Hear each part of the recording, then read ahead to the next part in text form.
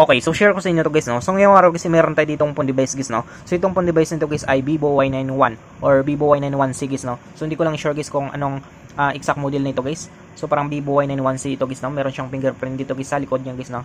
So yung issue guys ng phone device nito guys, ang sabi guys ng mayari guys ay blackout ito guys, no. Bigla na lang guys namatay guys. Yan.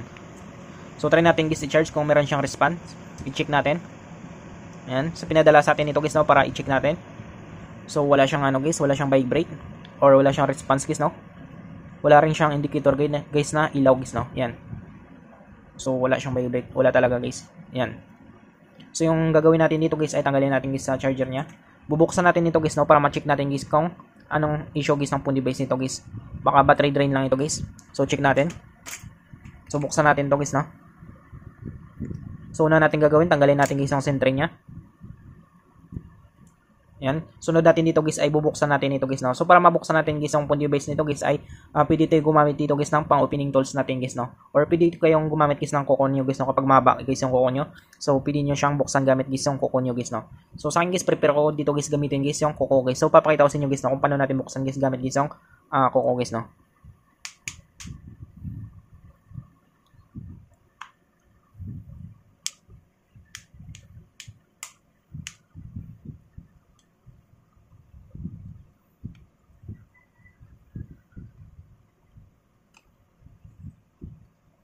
So yan siya guys, no. So dandan natin guys, meron kasi siyang fingerprint sensor.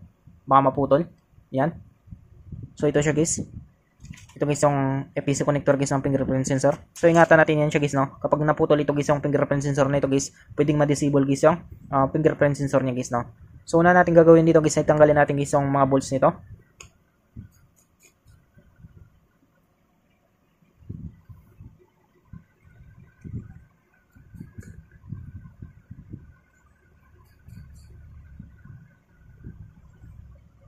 So yan siya guys, no. Sunod natin guys ay tanggalin natin guys yung lock nito guys, no. Yan. So ito guys yung lock niya guys, no. So tabi natin yan. Sunod natin dito guys ay tanggalin natin guys yung FBC connector guys ng battery niya guys, no. Or yung FBC connector guys ng battery niya. Or yung tinatawag natin guys na flexible printed circuit na ito dito guys sa terminal niya. So tanggalin natin. Yan, so natanggal natin guys, no. Sunod natin guys, tanggalin natin guys yung FPC connector guys ng fingerprint sensor niya guys, no. Yan, so tabi lang natin yan. So yan yung mapisa nito guys, no. Yan, sunod natin dito guys ay check natin guys yung motherboard nito guys, no, kapag ano guys, kapag wala siyang shorted guys, no. So dito natin malaman kung merong tama guys yung motherboard niya or wala guys, no. So gagamit tayo dito guys ng analog tester natin guys, no. So dito guys, analog tester natin guys ay magsiset tayo dito guys ng times 1, 150 mA with continuity. So try natin, positive negative tayo. So yan. So check natin guys yung positive negative dito. Sino yung malakas dito yung pumalo guys? Ito guys yung positive guys, no. Yan. So yan siya guys, no. So pumapalo siya. Yan. So ito guys yung positive guys, no. Dito guys sa kanan guys, no. Dito guys yung positive niya. So ngayon guys ay magtitest tayo dito guys sa positive, negative sa negative. So dapat ito guys yung positive sa positive, negative sa negative guys. Dapat papalo siya guys, no. Yan. So kung makita nyo guys, no, pumapalo siya positive sa positive, negative sa negative. Yan. So may palo yan siya. So yung gagawin natin kapag binaliktad natin guys yung positive sa negative, negative sa positive guys, dapat hindi siya papalo guys, no. Kasi kapag papalo ito guys yung analog tester natin na ito guys, ibig sabihin guys ay meron siyang shorted or meron siyang tama guys sa motherboard niya guys, no. Yan. So hindi siya pumalo guys, no. Yan. So kung makita nyo. So binaliktad natin positive sa negative, negative sa positive, hindi siya pumalo. Yan. So ngayon guys, para malaman talaga natin, paditik natin sa bus natin. So dito guys, dito naman tayo guys, positive sa positive, negative sa negative. Dapat tutunog ito guys, no. Yan, kung marinig nyo guys ay tumutunog siya guys, no. Positive sa positive, negative sa negative. Yan. So kapag binaliktad natin guys yung positive sa negative, negative sa positive guys, dapat hindi siya tutunog guys, no. Kapag tutunog ito guys, ibig sabihin guys ay meron siyang tama guys sa motherboard niya guys, no. Yan. So nagtunog siya guys pero once lang guys, no. Ibig sabihin guys yung motherboard nito guys ay good board ito guys, no. So, ang problema lang dito guys ay na-blackout guys, no. So, possible guys na LCD guys ang tama nito or yung sa battery niya baka drain lang. So sabi naman kasi guys ng owner guys ay bigla na lang daw guys ay namatay guys, no. So balik natin guys yung FPC connector guys ng battery niya. So try natin panda rin. So na-refresh na rin natin guys, no. So wala talaga siyang ano guys, no, wala siyang response guys. So try tayo dito guys sa special tools natin guys, no. So magpalit lang tayo guys ng cord, type C tayo. Naka type C kasi ito guys yung product schematic natin. Ito guys yung schematic natin. Yan. So palit lang tayo guys ng cord. So dito natin malaman guys, no, kung meron siyang pumapasok guys na amperahe guys device na ito guys, no, or dito guys sa phone device nito guys. Yan. So dito guys ay kung makita nyo guys, no, 0.0 amperahe guys, no. Tapos 0.0 watch. So dapat guys gagalaw ito guys yung amperahe tsaka yung watch na ito guys, no. So meron tayo ditong 4.9 volts na schematic. Yan. So dapat guys kakarga ito guys, no, or kakain ito guys kapag sinaksak natin. Yan. So try natin guys, no. Yan. So wala siyang reading guys, 00. Kung makita nyo guys, 00. So baka maluwang guys yung charging port niya.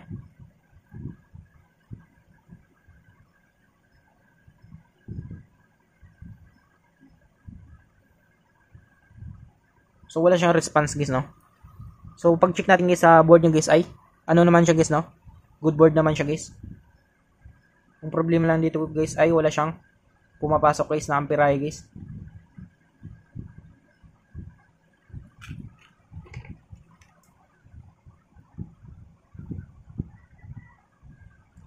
So antayin natin guys, no, baka ano talaga ito guys, battery drain.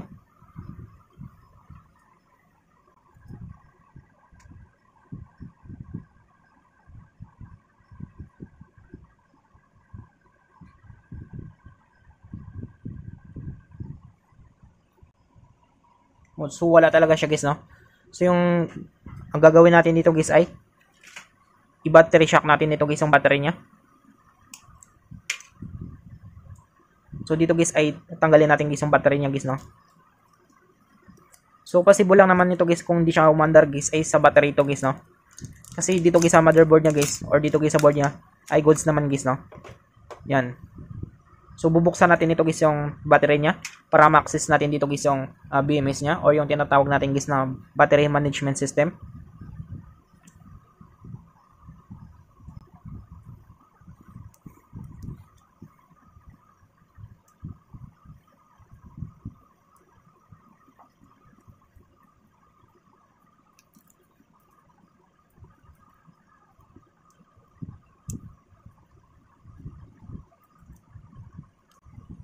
So tanggalin natin ito guys, no, para makita natin dito guys yung positive negative dito guys sa battery niya.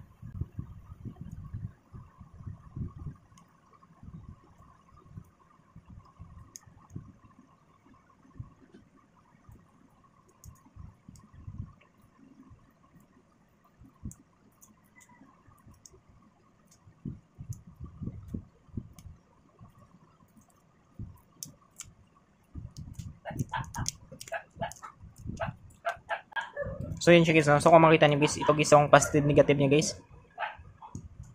Dito ito guys yung negative, ito guys yung positive guys, no. So gagamit tayo dito guys ng battery shock natin guys, no.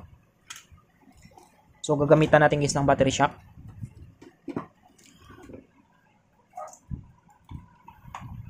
So wait lang guys, no.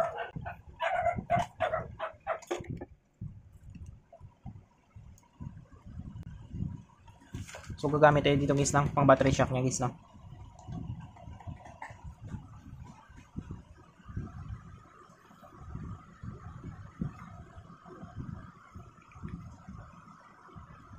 So yung gagawin natin dito guys ay i-battery shock natin guys, no.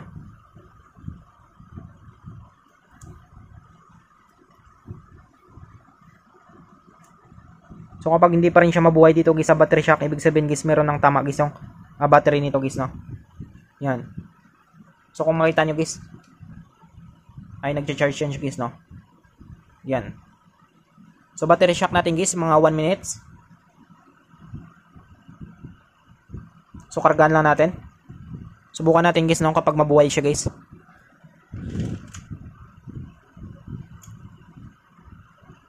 Yan, subukan natin kapag mabuhay ito guys.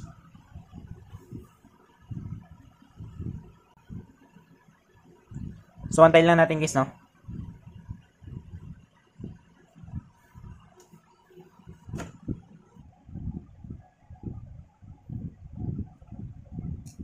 So forward na natin guys. Yan, so tanggalin na natin. So try natin ibalik guys sa unit guys, no. So takpan lang natin, ibalik na lang natin guys yung plastic cover nito guys. Yan. So try natin guys, no, kapag mabuhay siya.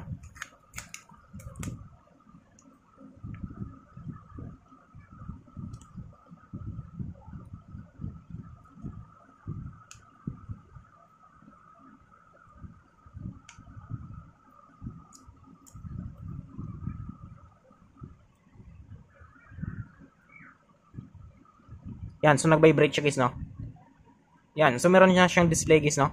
So possible guys na na-drain lang ito guys yung battery nito guys. Yan. So charge lang natin guys. So tignan natin ulit guys sa schematic natin guys.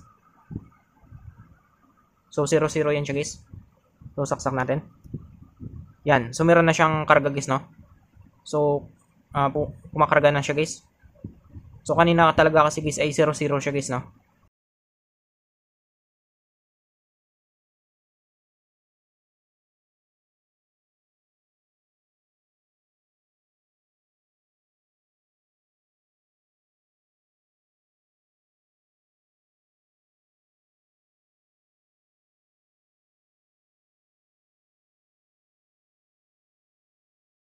Yan. So kumakarga siya guys. So antayin lang natin guys, no.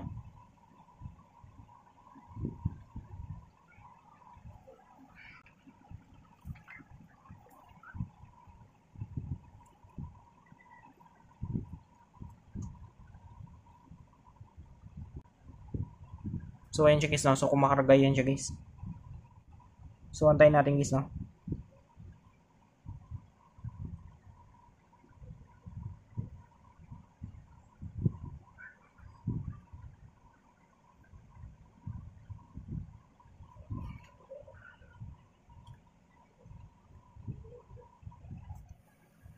So possible nito guys ay battery drain lang guys yung issue guys ng phone device nito guys, no. Hindi niya kaya guys kargan guys yung battery guys ng phone device nito guys, no. Kaya gumamit tayo dito guys ng battery shock guys. Yan. So nakita naman kasi niyo kanina guys ay nag-display siya guys, no. Nag-vibrate siya. Ibig sabihin guys ay goods guys yung LCD nito guys, no. So nag-blackout lang ito guys kasi nga na-drain guys yung battery nito guys, no. Yan. So sabi naman kasi guys ng owner nito biglang namatay guys, no. So ibig sabihin guys baka hindi niya lang siguro alam guys ay na-drain guys ang battery nito guys, no. Baka 1% na lang guys ay ginagamit niya pa rin guys, no. Kaya bigla siyang namatay guys. At ganito yung resulta guys, no. Na-drain guys yung battery niya guys. Yan. So nakita naman kasi niyo guys nag-vibrate ito kanina at naglabas guys yung charging logo niya guys. Yan. So ibig sabihin guys ay tama guys yung basa natin guys sa analog tester natin guys. Good board guys yung phone device natin na ito. Yan. So ganun lang kadali guys, no, kung paano natin guys malaman guys kapag good pa guys yung motherboard guys ng phone device nito guys. Yan. So sa akin guys ay i-charge ko lang ito guys. So I hope guys na makatulong sa inyo itong video tutorial natin. Sa mga bago pa lang sa ating channel guys, no, huwag natin kalimutan guys i-click guys yung subscribe at yung notification bell button para ma-update ko kayo guys sa susunod natin guys na video tutorial. Thank you guys and God bless sa lahat. So sa akin guys kumakarga na rin ito guys, no. So antayin ko na lang ito guys. Kung makita nyo guys kumakarga yan. Yan. So antayin ko na lang ito kasi battery drain ito guys, no.